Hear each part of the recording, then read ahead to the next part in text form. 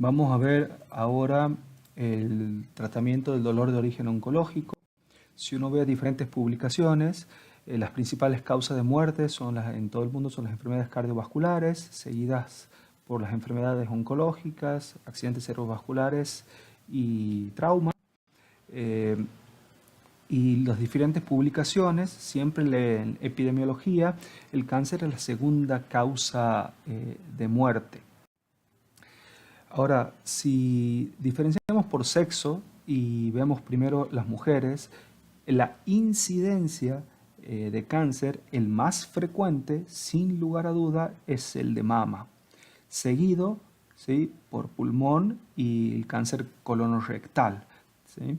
Ahora, en términos de mortalidad, ¿sí?, la mama es el más frecuente, pero no el de mayor mortalidad. El de mayor mortalidad en la mujer es el cáncer de pulmón, ¿sí? Posteriormente le sigue el de mama.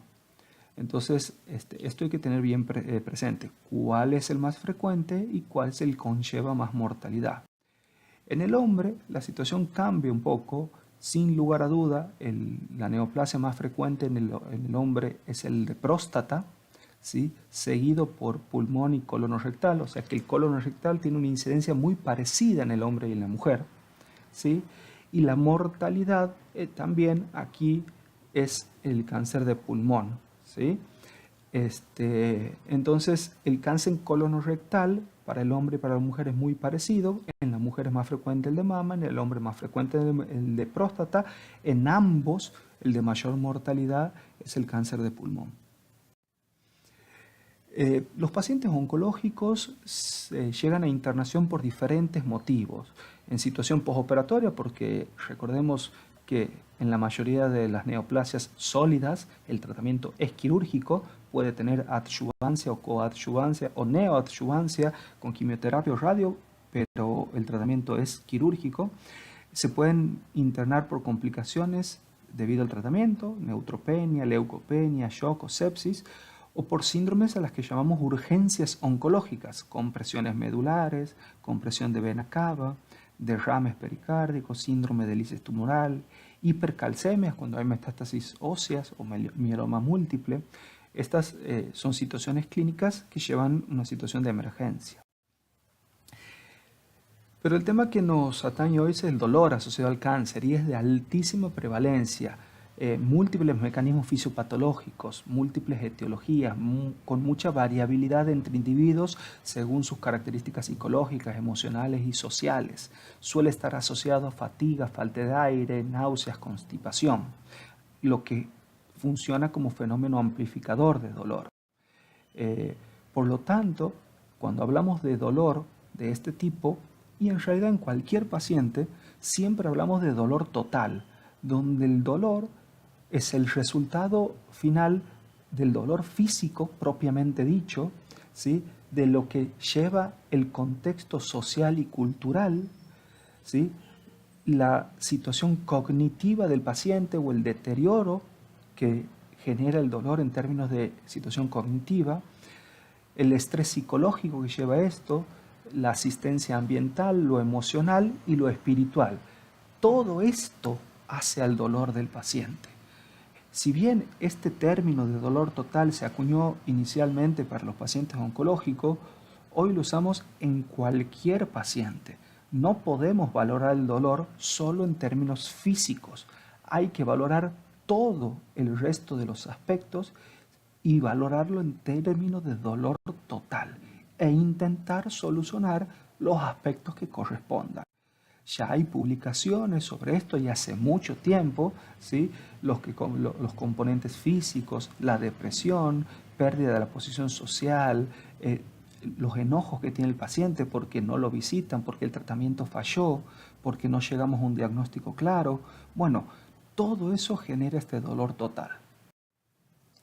El dolor asociado a cáncer es muy frecuente. 50% de los pacientes que tienen diagnóstico oncológico y hasta el 85% cuando tiene etapas avanzadas.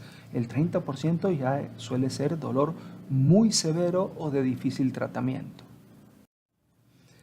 La etiología del dolor oncológico puede estar dada por el propio tumor, porque comprima, por ejemplo, alguna estructura que duela, por el tratamiento quimioterápico, puede generar dolor, algunos quimioterápicos dan neuropatías periféricas, o de otras causas que no tengan relación en sí misma con la neoplasia. Por ejemplo, aquí vamos a solo nombrar algunos síndromes dolorosos relacionados con el tumor. Son síndromes dolorosos nociceptivos. Por ejemplo, el compromiso óseo articular o de partes blandas, las metástasis, los síndromes vertebrales o dolores por síndromes paraneoplásicos, ¿sí? Por ejemplo, ¿sí? El compromiso visceral, distensión de la cápsula hepática, obstrucción intestinal o síndromes dolorosos neuropáticos, neuropatías periféricas, plexo o radiculopatías. El dolor que genera los tratamientos que le ofrecemos al paciente, punciones lumbares que van a generar dolor, la punción en sí misma y la cefalea pospunción, ¿sí? Las paracentesis y las toracocentesis, ¿sí? Dolor asociado a las técnicas analgésicas, dolor posterior a los procedimientos, a las cirugías. Entonces, el paciente que padece cáncer tiene múltiples factores que le pueden generar dolor. Dolor por quimioterapia intravenosa, intratecal, ¿sí? Dolor agudo asociado a inmunoterapia, dolor por la misma neoplasia, colapsos vertebrales, ¿sí? O eventualmente infecciones que pueden generar dolor. El dolor irruptivo es uno de los principales dolores que padecen estos pacientes y se lo puede definir desde diferentes puntos de vista o desde diferentes autores. Podemos decir que es el incremento transitorio del dolor, que puede ser moderado a severo, y que ocurre sobre un dolor basal, ¿sí? Que un paciente que ya tiene tratamiento analgésico. Este autor dice que directamente es un dolor transitorio a lo largo del tiempo que ocurre sobre la base de un dolor que puede o no estar controlado. El dolor irruptivo suele ser difícil de tratar, resistente al tratamiento, puede comprometer las vísceras o ser somático o neuropático. Y hay diferentes tipos. Podemos hablar de dolor incidental. El dolor incidental es producido por algo, por ejemplo, un movimiento. El paciente no tiene dolor normalmente, se mueve, camina, va al baño y esa situación le genera dolor, esa actividad. Lo que tiene el dolor incidental es que si ceso la actividad, no me duele. Y si la actividad puede ser predecida, puedo tratarlo antes. El dolor espontáneo, que es el verdadero dolor irruptivo, ¿sí? Es el que no está desencadenado por nada. Es el dolor que aparece sin previo aviso y luego desaparece. Después tenemos dolor de fin de dosis, que su mismo nombre lo dice, ¿sí? Cuando la dosis de analgésica es insuficiente, previo a la próxima dosis el paciente ya tiene dolor. Y después tenemos dolores asociados a factores volitivos o precipitantes, ¿sí? Que es el dolor que uno puede predecir y si lo puede predecir, lo puede tratar. La prevalencia de dolor irruptivo en diferentes partes del mundo es alta, siempre hablando de pacientes oncológicos, hasta el 65%, ¿sí? Y menos frecuente el dolor incidental y el de fin de dosis, porque estos, ¿sí? Pueden ser adecuadamente tratados. Así funciona, por ejemplo, un dolor irruptivo, ¿sí? De alta intensidad y otro de mediana intensidad, ¿sí? Aquí tengo, ¿sí? Dolor controlado. Entonces el paciente está con dolor controlado y de repente aparece, ¿sí? Un dolor muy intenso, de corta duración y que cede rápidamente. Aquí tenemos el mismo ejemplo con un dolor de menor intensidad, ¿sí? Por ejemplo, aquí lo vemos en términos de tiempo. El dolor, en toda su duración, el evento doloroso irruptivo dura entre 15 y 30 minutos, con un pico de dolor insoportable de 3 minutos. Y eso lo hace muy difícil de tratar. Si el paciente está en su domicilio y sin previo aviso aparece este tipo de dolor, ¿sí? Hasta tomar un analgésico, que el analgésico se absorba, que concentre en plasma, el dolor ya está pasando o terminando. Y eso hace que el paciente tenga temor todo el tiempo que aparezca este dolor porque no logra mitigarlo con los rescates por una cuestión de tiempo de absorción habitualmente en la vía oral. Entonces el dolor irruptivo, como verán, genera mucho impacto en la funcionalidad, en la autonomía, en el sueño, puede generar delirio, restricción social. Este paciente tiene tanto miedo que no quiere salir e incrementa la ansiedad tremendamente. Deteriora el bienestar y la calidad de vida y aumenta los costos asistenciales porque este paciente tiene tanto miedo a que aparezca este dolor que muchas veces prefiere estar internado para recibir analgesia endovenosa. Entonces la evaluación del dolor irruptivo debe ser muy exhaustiva, la semiología completa para lograr controlar y tener las dosis adecuadas y el rescate adecuado para este tipo de dolor tan especial. Entonces tendremos que tener un tratamiento multimodal donde lo farmacológico o eventualmente lo intervencionista tiene un rol importante, pero la educación del paciente y la familia, el soporte psicológico, espiritual, ¿sí? Y toda la terapia física y acondicionamiento del domicilio para evitar las situaciones que podrían desencadenar dolor. Entonces, tratamiento opioides, coadyuvantes y otros, ¿sí? Como bisofonato, radioterapia, bastones, cirugías, ¿sí? El objetivo es ir optimizando el dolor, que vaya disminuyendo el dolor e ir aumentando la intensidad terapéutica. Aquí tenemos un claro ejemplo de lo que puede pasar con los diferentes tipos de dolor en términos de dosis regular y rescate. Entonces tenemos aquí en las ordenadas la intensidad de dolor, donde por debajo de esta línea tengo, ¿sí?, dolor controlado, ¿sí?, y en las abscisas el tiempo. En verde, ¿sí?, van a ver la dosis regular de analgésico. En azul, la dosis de rescate de analgésico. Y en rojo, las características del dolor. Entonces mi paciente está por debajo de la línea de dolor porque tiene dosis regulares de analgésico cada 8 horas. Ahora, así se comporta, ¿sí?, el dolor incidental. Es decir, este dolor ocurre cuando me levanto a caminar. Entonces, puedo planearlo. El paciente sabe que se va a levantar porque aquí en la línea roja empieza el dolor. Entonces, 30 minutos antes, toma el rescate de opioide. El opioide hace el pico, el paciente se siente mejor, se levanta, pero suele haber un remanente de dolor que es el pico de dolor descubierto, cuando el analgésico ya está cayendo su dosis plasmática. Pero este paciente, a pesar de que tuvo un evento doloroso, logró controlar la mayor parte del tiempo del dolor, estuvo bajo la línea, ¿sí?, del analgésico. ¿Sí?, es el dolor, ¿sí?, en términos de rescate. Aquí la situación es al revés. Al paciente le empezó a doler y porque le empezó a doler, tomó el rescate. Se van elevando juntos el dolor y la dosis plasmática de fármaco. Entonces llegan casi juntos al pico, pero como verán, hay gran parte de este dolor descubierto y llega a un punto muy intenso. Y el resto del tiempo del dolor, ya la caída, está cubierta por el rescate. Esto es lo que vemos habitualmente en los pacientes. Toman el rescate cuando ya hay dolor, entonces hay un tiempo donde el paciente sufre o padece dolor. Pero el dolor incidental se comporta así, que es la peor situación.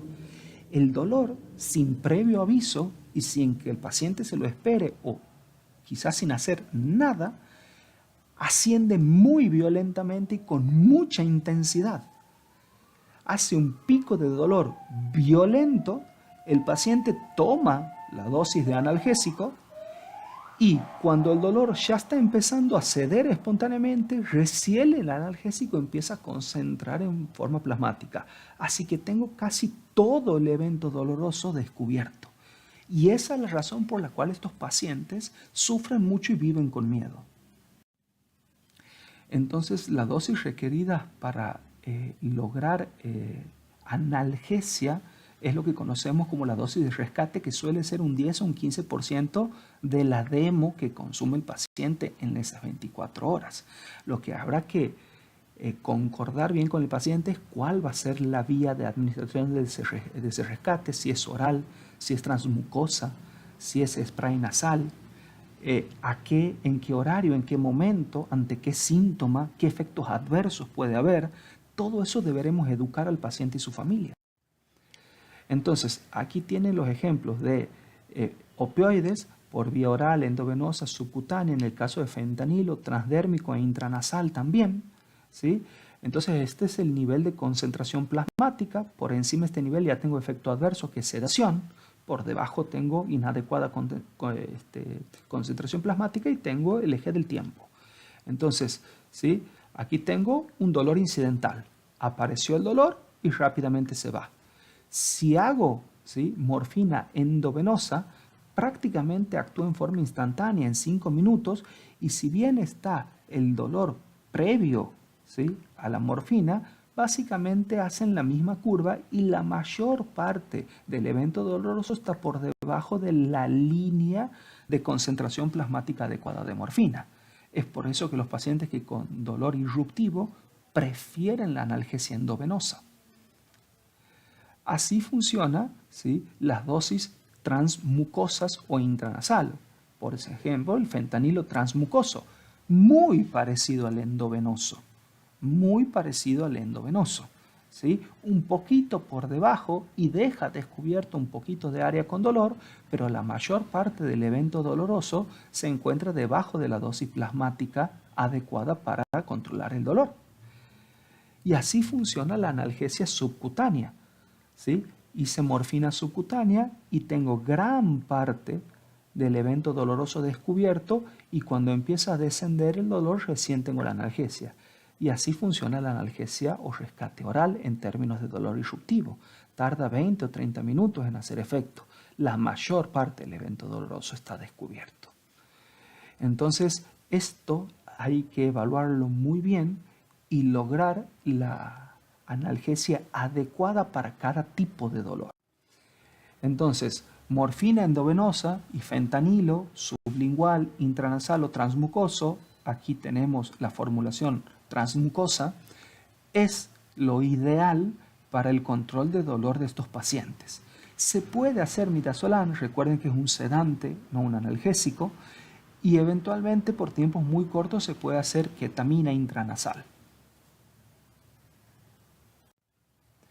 Entonces, la administración de fentanilo transmucoso parece ser la situación ideal para hacer los rescates en dolor irruptivo, ¿sí? Actúa muy rápidamente, ¿sí? Las formulaciones transnasales no las tenemos, las formulaciones transmucosas en forma de chupetín o de piruleta tampoco, pero sí tenemos, ¿sí?, el fentanilo transmucoso, que se coloca sobre la encía, entre el labio y la encía, se disuelve rápidamente y su efecto es prácticamente inmediato, en muy pocos minutos. Suele iniciarse con una dosis de 200 microgramos, se evalúa respuesta. Si la respuesta es buena, el paciente debe saber que esa es su dosis efectiva de rescate. Si no, la próxima dosis deberá, ¿sí?, duplicar a 400 miligramos. ¿Sí? Si no hay buena respuesta, podrá duplicar a 800 miligramos. Entonces, el dolor irruptivo tiene altísima prevalencia, su tratamiento es difícil y debe ser multidimensional, limita la calidad de vida del paciente. Muchas veces debemos combinar opioides, de tener un opioide basal y un opioide de rápida absorción, como puede ser el fentanilo transmucoso, para controlar el dolor irruptivo. Muchas gracias.